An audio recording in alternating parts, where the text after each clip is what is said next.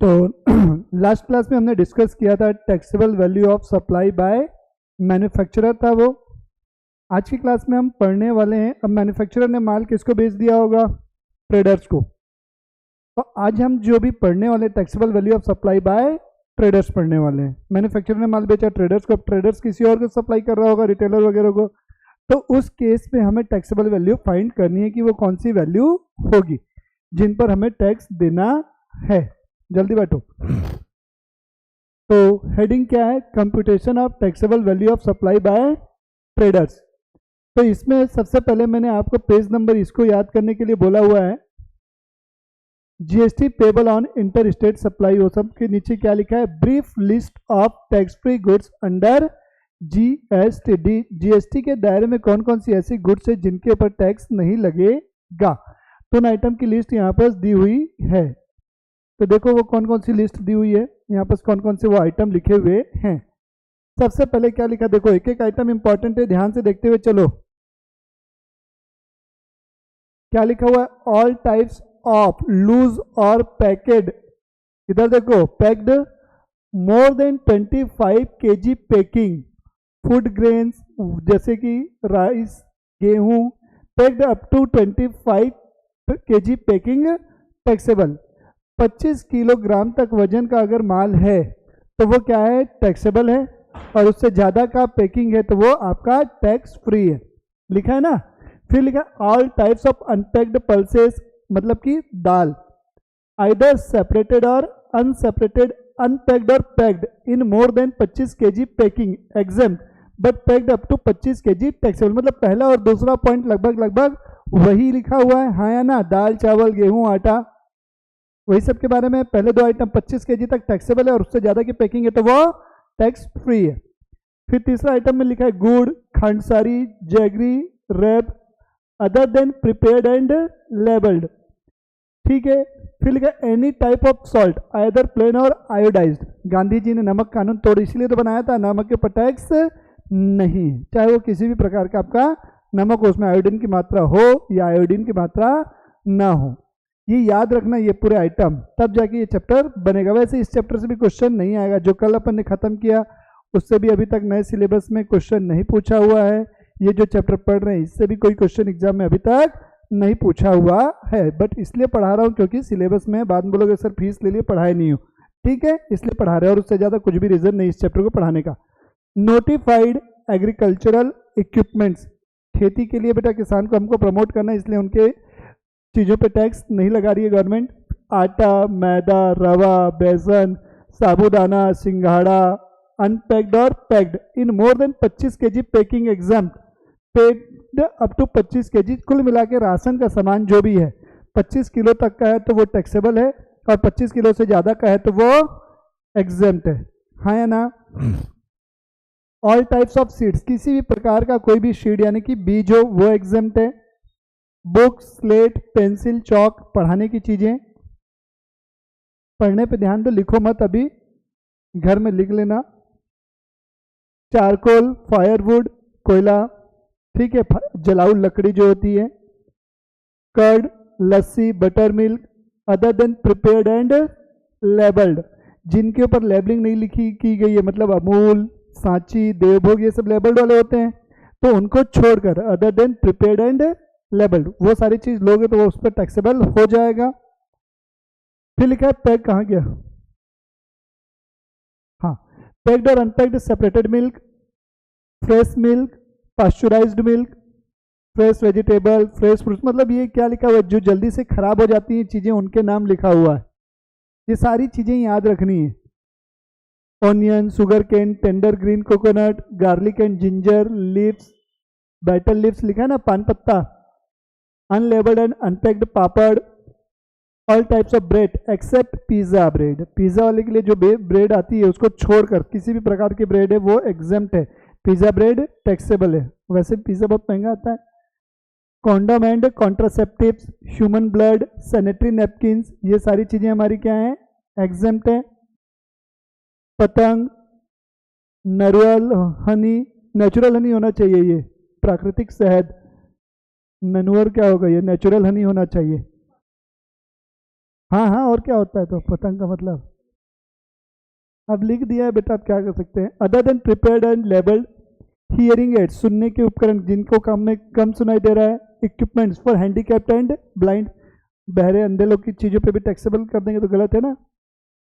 अब लिखा है एग, अंडे, फ्रेश मीट, ताजा मांस, फीस, लाइव स्टॉक्स, कुमकुम, बिंदी, आलता, सिंदूर, काजल, मेहंदी, ठीक है, ये सारी चीज़ें। ग्लास एंड प्लास्टिक बैंगल, चूड़ी आपकी किसी भी प्रकार की, वो सारी चीज़ें क्या है बेटा, एग्जेम्प्ट हैं। अब इसी के ऊपर बेस्ड है हमारे क्वेश्चन। तो क्वेश्चन में कैसे पूछा हुआ है, देखो पहला क्वेश्चन क्या लिखा समझो।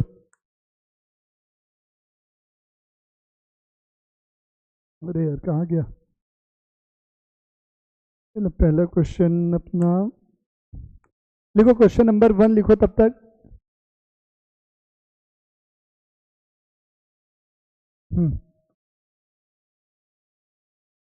क्वेश्चन नंबर 1 पढ़ो क्या लिखा हुआ है। मेरा काम कुछ नहीं इस चैप्टर में, तुम ही लोग का काम है पूरा का पूरा। मैंने लिस्ट बता दी, ये लिस्ट आपको याद रखनी है। 21 पे तो है, ठीक है, उतना 10-5 मिनट में सब ठीक हो जाएगा। दे दो उसको, उठा के दे दो, उधर दे दो। हाँ, यही वाला चैप्टर है ना। देखो क्वेश्चन नंबर 1 देखो क्या लिखा हुआ है। Ajit Kumar Prakash Chandra a registered dealer of MP, कहाँ का डीलर है वो, एमपी का डीलर है। Made following supply during the month of March 2025, March 2025 में उन्होंने कौन कौन से गुड्स का सप्लाई किया हुआ है। एमपी और छत्तीसगढ़ को अपन एक ही मान के चलते हैं, तो वो इंट्रा स्टेट क्या होगी, सेल परचेज कहलाएगी, हाँ या ना। इंट्रा स्टेट पे सीजीएसटी एसजीएसटी अपना आ गया, और उस पर क्या आएगा, आईजीएसटी लगता है, इंटर स्टेट होता है। तो मैंने बताया था।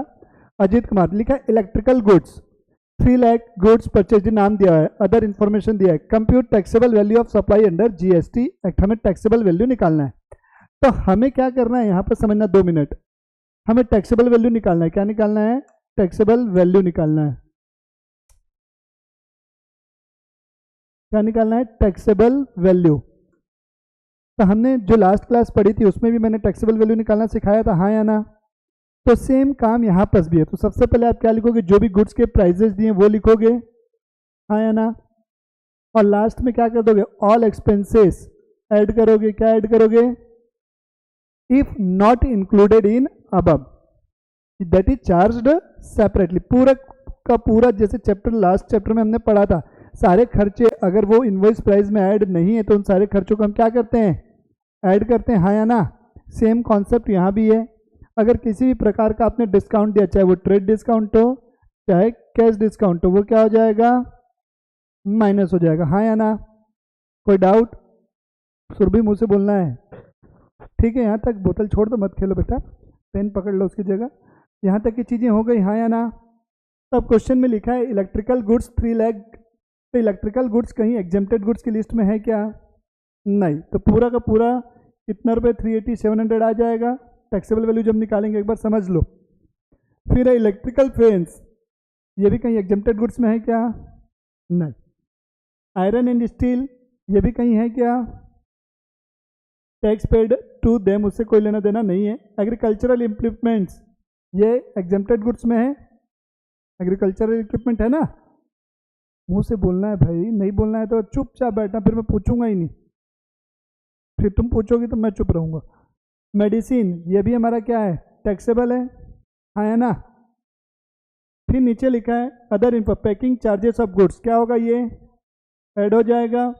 ट्रक का फ्रेट और डिस्काउंट क्या होगा, तो देखो वही काम इसने किया हुआ है। सबसे पहले इलेक्ट्रिकल गुड्स लिख दिया है, पर्टिकुलर अमाउंट 2 कॉलम आ जाएगा। इलेक्ट्रिकल गुड्स टैक्सेबल थी लिख दिया, इलेक्ट्रिकल फैन टैक्सेबल थे लिख दिया, आयरन एंड स्टील टैक्सेबल था उसको मैंने लिख दिया। ये एग्रीकल्चर इक्विपमेंट एग्जाम्प्ट था तो यहाँ पर नहीं लिख दिया, आप चाहो तो यहाँ पर एग्जाम्प्ट लिख सकते हो, कहीं कोई दिक्कत। फिर आपने मेडिसिन लिख दी, तो इनकी टोटल वैल्यू आ गई। और जो भी खर्चे हैं उनको आउटर कॉलम में एक साथ लिख सकते हो, जिसने इसने अलग अलग यहाँ पर प्लस किया ना, सीधा सीधा आप यहाँ पर भी लिख सकते हो डायरेक्ट, इतना इतना। फिर उसके नीचे आप क्या माइनस कर दोगे, डिस्काउंट। तो आ गई टैक्सेबल वैल्यू, हाँ या ना। चलो एक क्वेश्चन इसको एज इट इज खुद बना लो। लिखो 2 column particular calculation of taxable value of supply, लिखो कैलकुलेशन ऑफ एक क्वेश्चन तो बनता है बेटा बनाने का, नहीं तो क्या मतलब होगा, इसके बाद तो पूरा होमवर्क बनाना ही है। लिखो heading calculation of taxable value of supply.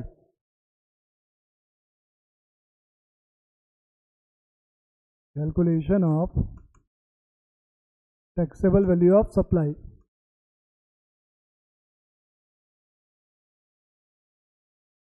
Of supply.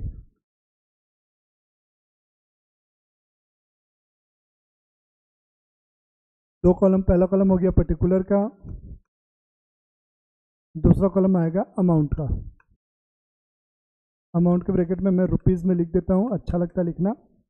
सबसे पहला आइटम है इलेक्ट्रिकल गुड्स। पूरा लिखने की जरूरत नहीं कि कहाँ से परचेज किया कहाँ से नहीं किया, केवल इलेक्ट्रिकल गुड्स आप लोग लिख देंगे। तो यहाँ पर मैं लिख रहा हूँ इलेक्ट्रिकल गुड्स। कितने रुपए के? 380 700 380 फिर इलेक्ट्रिकल फैन, तो यहाँ पर मैं लिख रहा हूँ इलेक्ट्रिकल फैन। कितने रुपए का है? 2 लाख। 2 लाख, हाँ या ना? फिर है आयरन एंड स्टील, यहाँ लिखोगे आयरन एंड स्टील। कितने रुपए का है? 1 लाख रुपए का, तो आप यहाँ लिख दोगे 1 लाख रुपए। आयरन एंड स्टील के बाद एग्रीकल्चर इक्विपमेंट्स लिख दूँ मैं, एग्रीकल्चरल इक्विपमेंट। तो यहाँ मैं क्या लिख दूंगा? मैंने बोला एग्जेम्प्ट।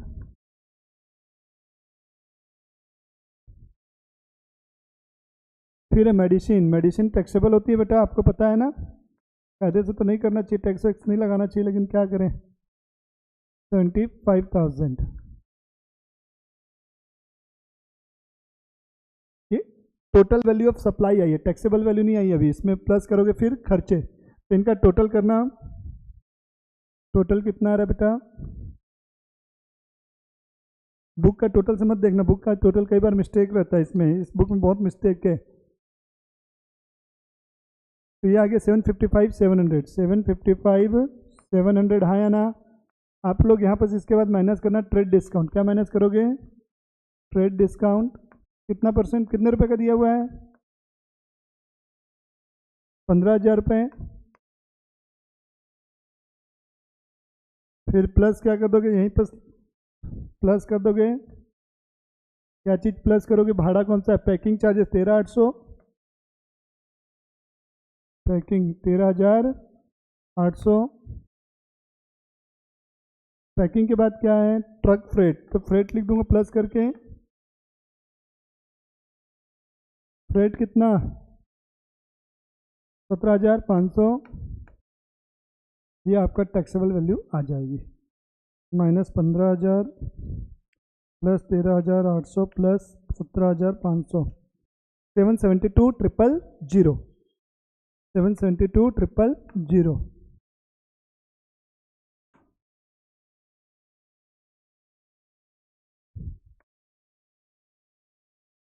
772,000, ये मेरी आ गई टैक्सेबल वैल्यू।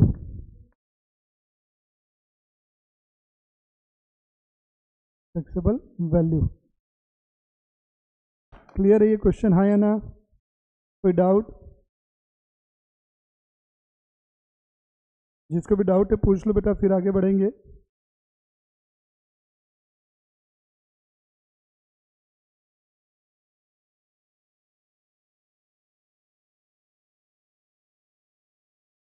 चलूँ आगे? ठीक है, आइए क्वेश्चन नंबर 2 पे। अब तुम लोग का काम, मेरा काम नहीं है। अब तुम लोग को बनाना कैसे समझ में आ गया है ना? तो देखो, Vaghela sales corporation Jabalpur made the following supplies as a sales.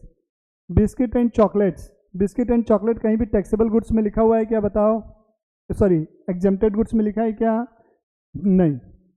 Raw वूल, कच्चा ऊन, ऊन एग्जेम्प्ट होता है क्या? लिख लेना, वहाँ एग्जेम्प्टेड गुड्स में यहाँ लिखा नहीं है। रॉ वूल एग्जेम्प्ट होता है बेटा, जो वहाँ टैक्सेबल गुड्स की लिस्ट थी ना, वहाँ लिखना भूल गया है, तो आप लोग लिख लेना रॉ वूल में।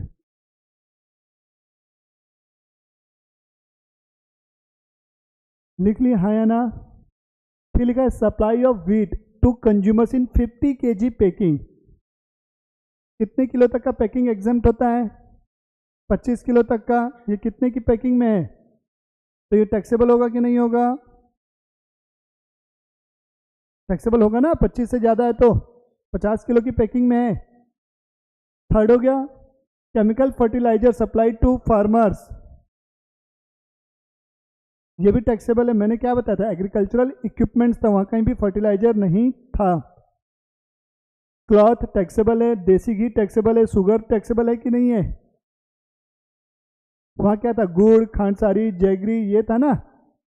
शक्कर की तो वो बाय प्रोडक्ट बनते हैं ना, जब शुगर केन को प्रोसेस किया जाता है तब वो निकलते हैं। किराना गुड्स भी टैक्सेबल होती है। अब लिखा हुआ है ₹4,000 चार्ज सेपरेटली, देखो सेपरेटली लगा है तो जो भी टैक्सेबल वैल्यू आएगी वो फ्रेट का 4,000 रुपये क्या होगा? ऐड हो जाएगा। सप्लाई ऑफ क्लॉथ्स इंक्लूड्स, ध्यान से सुनना ये वाली लाइन क्या बोल रहा है। Supply of cloth includes supply of readymade garment ₹38,000 and 2,000 cash discount allowed for readymade garment. तो वो कितने का क्या लिखा है उससे मतलब नहीं, कैश डिस्काउंट इंपॉर्टेंट है, कितने का डिस्काउंट दिया गया है। फिर लिखा है compute aggregate supply and taxable supply. Aggregate मतलब चाहे वो टैक्सेबल हो चाहे ना हो, सब का टोटल करके लिखना है, उसमें कहीं कोई दिक्कत नहीं। फिर क्या बना है? टैक्सेबल सप्लाई ऑफ द ठीक, the supplier charge GST separately in the invoice, GST payable 5% on taxable value of goods, मतलब हमें यहाँ पे GST भी निकाल के दिखाना है। हेडिंग लिखो computation of aggregate supply and taxable supply. Heading लिखो computation of taxable supply and क्या? Aggregate and taxable supply. Computation of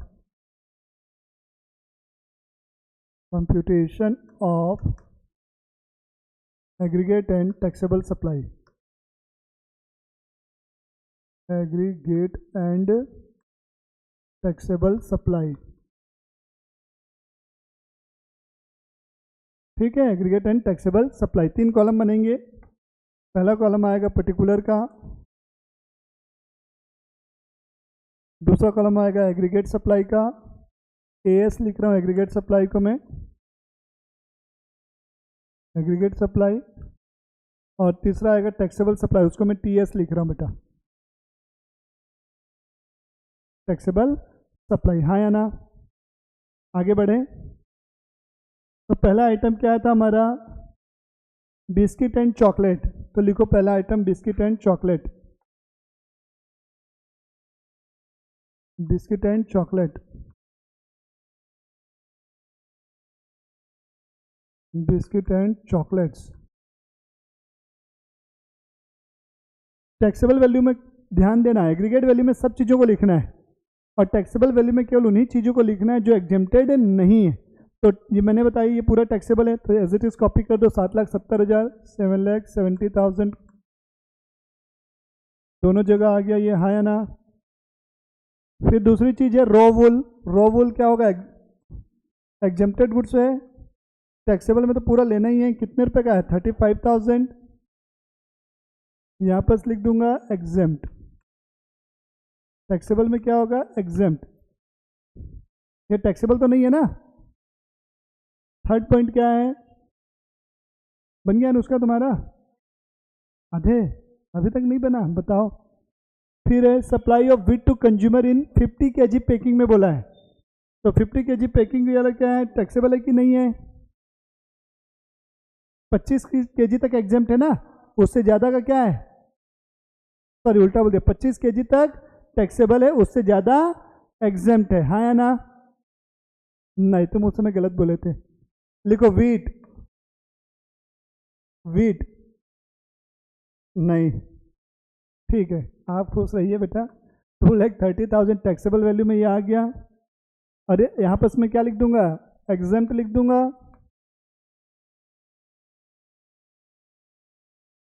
fourth item में क्या है? केमिकल फर्टिलाइजर्स, तो मैं फर्टिलाइजर्स लिख रहा हूँ यहाँ पर ओनली जी। मोर देन 25 kg वाला टैक्सेबल होता है बेटा। 25 kg तक का जो बोरी आता है ना पैकिंग होके, वो एग्जेम्प्ट है, और सॉरी वो टैक्सेबल है। उससे ज़्यादा का जो रहेगा वो टैक्स, हाँ 25 kg तक वाला टैक्सेबल है, उससे ऊपर का जो भी रहे 26 किलो, 27 किलो, 28 किलो या उससे ज़्यादा का वो टैक्सेबल क्या होगा, वो एग्जेम्प्ट होगा। 25 केजी तक क्या है, 50 किलो है ना, 50 केजी की पैकिंग है ना, 25 से ज़्यादा। हाँ हाँ। फर्टिलाइजर कितने का है देखो, फर्टिलाइजर्स कितने का है, 3,70,000। तो एग्रीगेट में भी आएगा और टैक्सेबल में भी आएगा। पांचवा आइटम क्या है, क्लॉथ। क्लॉथ कितने का है, 398 का है। यहाँ लिखोगे क्लॉथ 3,98,000, ये भी 3,98,000 टैक्सेबल है क्लॉथ। क्लॉथ के बाद क्या है, शुगर नहीं, देसी घी है। विदेशी घी कौन सा होता है, तो ये तो देसी घी हो गया। विदेशी घी किसको बोलते हैं, देसी घी 3 लाख रुपए है, ये भी 3 लाख रुपए आ गया देसी घी। यहाँ तक कोई दिक्कत आ रही है किसी को, तुम रिमोट इधर दो मेरे को, तुम इधर दे दो बेटा, उससे मत खेलो। अरे बाप रे, तुम आराम से उसको सेट करो एक बार टेम्परेचर को, तब तक हम लोग इधर पढ़ लेते हैं। लिखो शुगर, शुगर कितने की है, 2 लाख। शुगर भी आपकी टैक्सेबल है। जस्ट मैंने अभी पूरा क्वेश्चन क्या किया था, आपसे डिस्कस किया है, बस मैं यहाँ छाप रहा हूँ आप लोग के लिए, क्योंकि घर में टाइम नहीं रहता है। किराना गुड्स,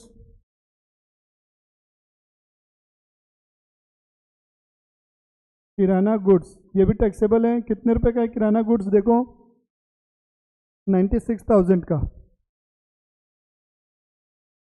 96,000। अब इधर ध्यान दो, यहाँ तक सबने लिख लिया है, हाँ या ना। तो ये आपकी आ गई एग्रीगेट सप्लाई। यहाँ पर इसका केवल एक सिंगल है। अब ये वाला जो एग्रीगेट सप्लाई है ये यहाँ पर कंप्लीट हो गया। सुनना मेरी बात, एग्रीगेट सप्लाई को यहीं तक रोक दोगे। इसके बाद जो भी प्लस और माइनस होना है वो किस में होना है, टैक्सेबल सप्लाई में होना है, हाँ या ना। तो एग्रीगेट सप्लाई को यहीं स्टॉप करने के बाद ऐड क्या करोगे, क्या चीज़ ऐड है, फ्रेट है, प्लस करो। फ्रेट कितने का लगा है देखो, फ्रेट इसमें आएगा, यहाँ कुछ नहीं लिखना है, जो भी अब लिखना है यहाँ पर लिखना है 4,000। इसका टोटल करके यहाँ लिख लोगे, हाँ या ना। इसका टोटल यहाँ लिखोगे, उसमें 4,000 क्या होगा, प्लस होगा। डिस्काउंट कितना दिया हुआ है, माइनस करोगे, कैश डिस्काउंट है ना, ध्यान देना, सीडी कैश डिस्काउंट 2,000 रुपये। ये आपका आंसर आ जाएगा, taxable value of supply of goods. अब अपन को जीएसटी भी निकालना है, क्या निकालना है, तो जीएसटी इसका निकाल दोगे, सीजीएसटी। यहाँ तक हो गया, कितना आ रहा है देख लो, जो भी वैल्यू आएगी उसका 2.5% निकाल देना, सीजीएसटी और एसजीएसटी। 5% जीएसटी बोला ना, taxable at the rate of 5%। तो यहाँ पर जो भी जीएसटी आएगा उसको 2 हिस्सों में बांट दोगे। हाँ, जो भी वैल्यू आएगी उसका 2.5%, CGST at the rate of 2.5%, SGST at the rate of 2.5%। लिख लो। हाँ, क्वेश्चन नंबर कौन सा आएगा, 3। पहले क्वेश्चन डिस्कस करेंगे, उसके बाद समझ में आ रहा है कि नहीं आ रहा है उसके बेस पे अपन आगे सॉल्व करेंगे। क्वेश्चन नंबर 3 को देखो, Vishwas traders Bhopal made the supply the following goods. इन चीज़ों की उसने सप्लाई की हुई है। Sanitary goods received from Delhi, sanitary है, सैनिटरी नैपकिन नहीं है। सैनिटरी गुड्स मतलब जो आप मकान वगैरह बनाते हैं तो उसके लिए जो आइटम्स लगते हैं ना, सैनिटरी आइटम, वो है। सैनिटरी नैपकिन एंड पेड नहीं लिखा, अगर वो लिखा रहता तो वो एग्जेम्प्टेड है, हाँ या ना। ठीक, फिर लिखा हुआ ये टैक्सेबल हो गया। बुक्स एग्जेम्प्ट है, किताबों पे टैक्स नहीं है। स्वीट्स मिठाइयाँ टैक्सेबल है, मिठाइयों पे टैक्स जरूरी है। ग्राउंडनट ऑयल ये भी टैक्सेबल है। फिर सप्लाई ऑफ, हो गया ग्राउंडनट ऑयल हो गया ना। Supply of food grains to wheat registered flour mill of MP, pulses trader of Rajasthan, basmati rice. ये देखो, ये दोनों टोटल हमारा कितने रुपए का सप्लाई हो रहा है देखो तो, फूड ग्रेन 90,000 रुपये, 1,15,000 रुपये। और बासमती देखो 20 kg लेबल्ड पैकिंग है, तो बासमती राइस क्या होगा, टैक्सेबल होगा। बाकी के बारे में बताया नहीं है कि कितने केजी के उसमें, तो अपन मान के चलेंगे 25 kg से ज़्यादा की पैकिंग है। कुछ नहीं बोला तो हम एज्यूम करेंगे कि 25 kg से ज़्यादा की पैकिंग है वो, इसलिए वो क्या हो जाएगा, एग्जेम्प्ट हो जाएगा। हाँ या ना? फिर भी मुंह से बोलो, तुमको अलग से बोलना पड़ता है क्या हर बार? नहीं समझ में आ रहा है तो बोलो नहीं आ रहा है। क्या चीज? हाँ इधर देखो क्या लिखा है, सप्लाई ऑफ फूड ग्रेन्स लिखा है, यहाँ लिखा है wheat registered floor of MP कितने रुपए का है। अब गेहूं के बारे में ये बताया है कि 25 किलो का है कि 25 किलो से ज़्यादा का पैकिंग में है। अगर 25 किलो तक है तो वो टैक्सेबल है, और 25 किलो से ज़्यादा है तो वो एग्जम्प्ट। अगर हमें उसकी पैकिंग के बारे में कुछ नहीं बोला है तो हम ये मान के चलेंगे कि 25 किलो से ज़्यादा की पैकिंग है, इसलिए वो क्या हो जाएगा, एग्जम्प्ट हो जाएगा। सेम चीज़ पल्सेस के लिए लिखा हुआ है। अब बासमती राइस में यहाँ क्या बोल दिया, 20 केजी की पैकिंग है, तो 20 केजी किसका हुआ, अप टू 25 में हुआ कि नहीं हुआ, 25 के अंदर अंदर है, तो ये टैक्सेबल हो जाएगा। फिर लिखा है supply of sanitary goods includes goods worth 70,000 supply to dealer of Rajasthan. अब ये क्या लिखा है, जो भी मैंने सैनिटरी आइटम सप्लाई किए थे उसमें से 70,000 का माल मैंने किसको बेचा है, राजस्थान वाले को बेचा है, वो ऑलरेडी इंक्लूड है, मतलब ये वैल्यू में तो आ चुका है, उससे लेना देना नहीं है। लेकिन अगर हमें क्वेश्चन में जीएसटी कैलकुलेट करने बोलेगा तब 70,000 रुपये के लिए जीएसटी हमको अलग से निकालना होगा। क्यों? क्योंकि वो इंटर स्टेट हो गया, राजस्थान और छत्तीसगढ़ अलग अलग है कि नहीं, अलग अलग राज्य, तो एक राज्य से दूसरे राज्य में जाएगा तो वो इंटर स्टेट होता है। बाकी के लिए कुछ नहीं बोला है तो अपन क्या मानेंगे, सेम स्टेट में ही मानेंगे। तो जो भी टोटल वैल्यू आएगी उसमें से 70,000 अलग हो जाएगा। मान लो टोटल वैल्यू 10 लाख की है तो 10 लाख में से 70,000 अलग हो गया, तो 9,30,000 क्या हुआ, इंट्रा स्टेट हुआ सेम स्टेट में, और 70,000 तुम्हारा अलग स्टेट में हुआ।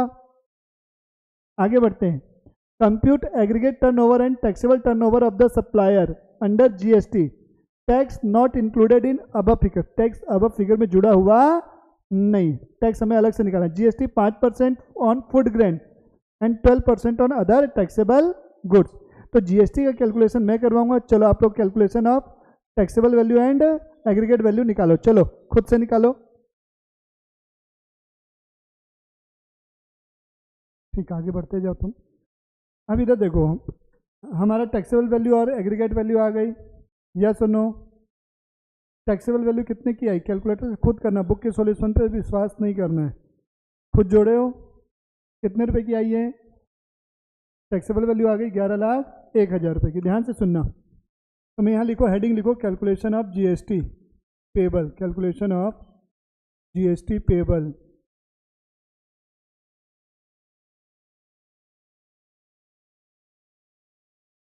कैलकुलेशन ऑफ जीएसटी पेबल, ठीक है।